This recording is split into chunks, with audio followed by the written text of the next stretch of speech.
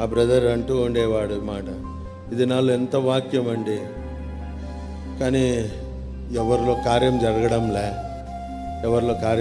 అంటూ ఒక మాట అన్నాడు. దున్నపోతు మీద వర్షం కురిసినట్టుంది అన్నాడు. దున్నపోతు వర్షం మీద వర్షం కురిస్తే సెన్సేషనే ఉండదు. అట్లా ఉన్నాం విశ్వాసలంగా చివరి దినాల్లో.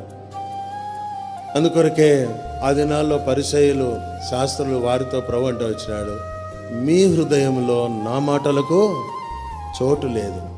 There is no room for God's word.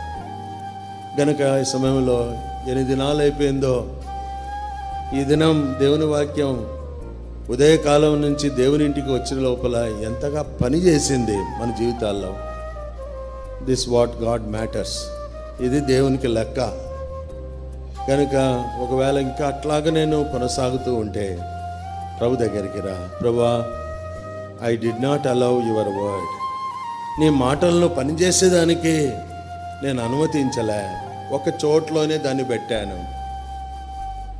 అది నా జీవితాన్ని పరిపాలించడంలే, అది నా జీవితంలో ప్రాముఖ్యమైనటువంటి స్థానాన్ని అది తీసుకోలే. నన్ను క్షమించు ప్రభువా.